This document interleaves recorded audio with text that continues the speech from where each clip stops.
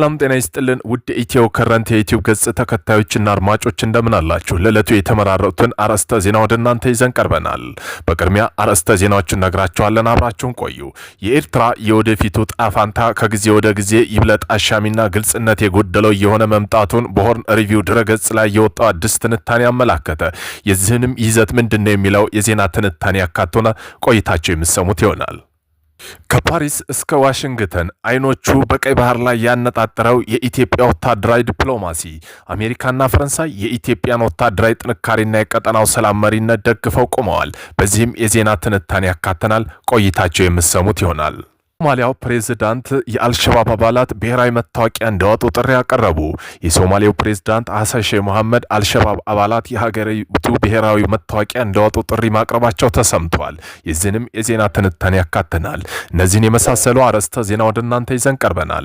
ቤተሰብ ለመሆን ላይክ፣ ሼር፣ ሰብስክራይብ ማድረጉን እንዳይረሱ።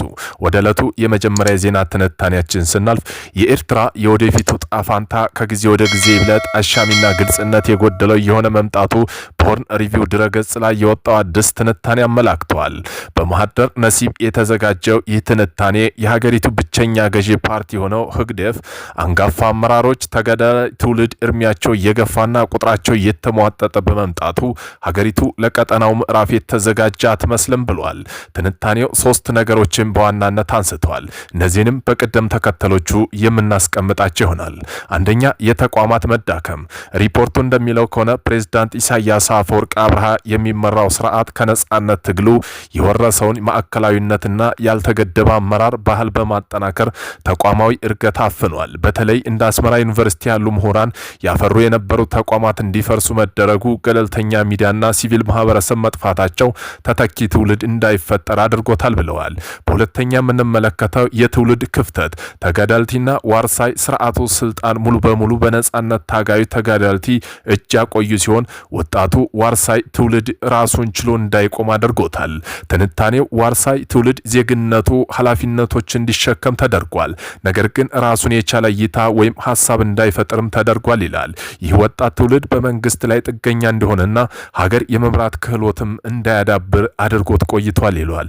በሶስተኛው የተተኪ ጦት የ79 አዛውንት የሆኑት ፕሬዝዳንት ኢሳያስ አፈወርቂና በዙሪያቸው ያሉ አንጋፋ ባለስልጣን እያረጁ በመጡ ቁጥር ስርዓት ተተኪ አላዘጋጀም። ማስታወቂያ ሚኒስትሩ አቶ የማነ ገብረ መስቀል በተደጋጋሚም የሚያውጇቸው የከፍተኛ ወታደራዊና የፓርቲ ባለስልጣናት ሞት ይህንን የተተኪ ጦትና የስረ ስርዓቱን ስብራት በግልጽ ያሳያል ተብለዋል። ትንታኔውም ሲያገባድድ ሆርን ሪቪው ገዢው ትውልድ ሲያልፍ ሀገሪቱ በማወቅራዊ ደረጃ ላልተዘጋጀችበት ምዕራፍ ትጋለጣለች ይላል።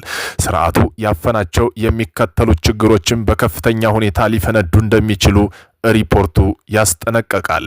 አንደኛ፣ በሀገሪቱ ኢኮኖሚና በህግደፍ ቁጥጥር ስር ባሉ እንደ ሂድሪ ትረስት ባሉ ተቋማት የተዘጋጀ እንጂ ሀገራዊ ገበያ ያላገናዘበ መሆኑን፣ በቆላማ አካባቢዎችና በሙስሊም ማህበረሰቦችና ትግረኛ ተናጋሪ ባልሆኖች ህዝቦች ላይ የነበረው የተዳፈነ ቅሬታና የተራዘመ መገለል እንደገና ሊያገረሽ ይችላል።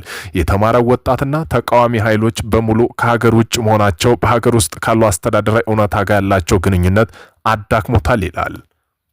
ከፓሪስ እስከ ዋሽንግተን አይኖቹን በቀይ ባህር ላይ ያነጣጠረው የኢትዮጵያ ወታደራዊ ዲፕሎማሲ አሜሪካና ፈረንሳይ የኢትዮጵያ ወታደራዊ ጥንካሬ የቀጠናው ሰላም መሪነት ደግፈው ቆመዋል። የኢትዮጵያ ዲፕሎማሲያዊ ብቃት በአጭር ጊዜ ውስጥ ሁለት ታላላቅ ዓለም ሀያላን ፈረንሳይና አሜሪካ ለኢትዮጵያ ወታደራዊ አቅምና ለብሔራዊ ፍላጎቷ የሰጡት ድጋፍ የቀይ ባህር ጥያቄ በዲፕሎማሲያዊ የመፍታት አቅማቸው ያጠናክራል። በዚህም የፈረንሳይ ጠንካራ ቁርጠኝነት የፈረንሳይ ምድር ጦር አዛዥ ጄኔራል ፒየር ሼል በኢትዮጵያ መከላከያ አመራሮች ጋር ባደረጉት ውይይት የትብብር ዝግጁነት ፈረንሳይ ወታደራዊ ምስክር ከኢትዮጵያ ጋር በቅርበት ለመስራት ዝግጁ መሆኗን ገልጸዋል። ድጋፏም በወታደራዊ ቁሳቁስና በሰው ኃይል ስልጠና ላይ ያተኮረ ነው። የሰላም ማስከበር ሚና የኢትዮጵያ ሰራዊት በአፍሪካ ጠንካራ ኃይል መሆኑን በመጥቀስ በቀጣይ የሚኖሩት የሰላም ማስከበር ተልዕኮች ላይ የኢትዮጵያ ተሳትፎ አስፈላጊ መሆኑን አጽንኦት ሰጥተዋል። የአሜሪካ ስትራቴጂካዊ ድጋፍ ከዚህ ቀደም የአሜሪካ የአፍሪካ እዝ አዛዥ የሆኑት ጄኔራል ጀነራል ዳግቫን አደርሰን ከፊልድ ማርሻል ብርሃኑ ጁላ ጋር ባደረጉት ውይይት ኢትዮጵያ ከአሜሪካ ጋር ያለው ወታደራዊ ግንኙነት ከማጠናከር ባሻገር ለቀይ ባህር ጥያቄያችን ግልጽ ድጋፍ ሰጥተዋል። የቀይ ባህር ለሰላም ጀነራል አንደርሰን ኢትዮጵያ በሰላማዊ መንገድ የባህር በር ለማግኘት የምታደርገው ጥረት እንደግፋለን። ኢትዮጵያ በቀይ ባህር ላይ ብትመጣ የበለጠ ለቀጠናው ሰላም ትሰራለች ብለው ማመናቸውን ገልጸው ነበር። የዲፕሎማሲያዊ ጥንካሬ ለቀይ ባህር መግለጫ የሁለቱ ሀያል ሀገራት ማለትም ፈረንሳይና አሜሪካ ለኢትዮጵያ ወታደራዊና ስትራቴጂያዊ ፍላጎቶች በተናጠልና በጋራ በሰጡት ድጋፍ ኢትዮጵያ የቀይ ባህር ተደራሽነት ጥያቄ ከፍ ያደርገዋል። ይህም የዲፕሎማሲ ጥንካሬያችን የብሔራዊ ጥቅማችን በሰላማዊና በህጋዊ መንገድ የማስፈጸም አቅማችን በማጠናከር ይገኛል ተብለዋል። የጎረቤት ሀገሩ ፕሬዝዳንት ሶማሊያው ፕሬዝዳንት አልሸባብ አባላት ብሔራዊ መታወቂያ እንዲያወጡ ጥሪ ያቀረቡ።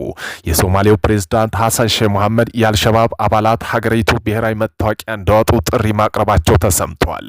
ፕሬዝዳንቱ ዛሬ በተከናወነው ሁለተኛው የሶማሌ ብሔራዊ መታወቂያ ኮንፈረንስ ላይ ባደረጉ ንግግር ማንኛውም የአልሸባብ አባል ፊቱን ሸፍኖ ወይም ኮፍያ አድርጎ ብሔራዊ መታወቂያ የሚሰጥበት ቦታ መሄድ ይችላል ብለዋል። ከዚህም አሻራ ሰጥቶና ፊቱን ፎቶ አስነስቶ መታወቂያውን በመውሰድ ስለሚችል አትከለከሉትም ብለዋል። እየመጡ ብሔራዊ መታወቂያቸውን ይሰዱ ብለዋል። ፕሬዝዳንቱ ጨምሮ እነዚህ ልጆች ምንም እንኳን አሸባሪነት ቢቀየሩም የሶማሌ ዜጎች ናቸው። ስለሆነም በዜግነታቸው ብሔራዊ መታወቂያ እንዲወስዱ ልንፈቅድላቸው ይገባል ማለታቸውን አንዳንድ የሀገሪቱ ሚዲያዎች ዘግበውታል። ፈረንሳይ በወታደራዊ መስክ ከኢትዮጵያ ጋር በቅርበት ለመስራት ዝግጁ መሆኗን ገለጸች። ፈረንሳይ በወታደራዊ መስክ ከኢትዮጵያ ጋር በቅርበት ለመስራት ዝግጁ መሆኗን የሀገሪቱ ምድር ጦር አዛዥ ጄኔራል ፒየር ሼል ገልጸዋል። ጄኔራል ፒየር ሼል የተመራው የፈረንሳይ ወታደራዊ ልዑክ ከኢፌዴሪ መከላከያ አመራሮች ጋር መክረዋል። ምክሩን የሁለቱ ሀገራት ወታደራዊ ትብብር ለማጠናከር ያለመ ሲሆን በቀጣይ ለሚኖሩት የሰላም ማስከበር ኦፕሬሽኖችም ላይም አነጣጥረዋል። የወታደራዊ ትብብሩ መጠናከር የሁለቱ ሀገራት መሪዎች ያደረጓቸው ስምምነቶች ተከትሎ የሚፈጸም እንደሆነ ነው የተመላከተው።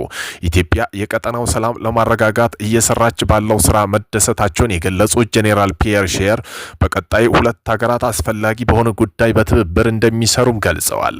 አክለውም በሰላም ማስከበር ተልዕኮ የኢትዮጵያ መከላከያ ሰራዊት ተሳትፎ አስፈላጊና ተጠናክሮ መቀጠል ያለበት ነው ብለዋል።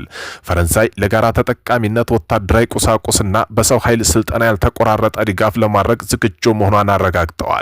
የኢትዮጵያ ጦር በአፍሪካ ጠንካራ ኃይል መሆኑን የገለጹት የመከላከያ ትምህርት ስልጠና ዋና መምሪያ ኃላፊ የሆኑት ጄኔራል ይመር መኮንን ዘመኑ የሚጠይቀው ወታደራዊ ቴክኖሎጂ ታግዘን ግዳጅ ለመወጣት ከፈረንሳይ ጋር በትብብር እንሰራለን ብለዋል።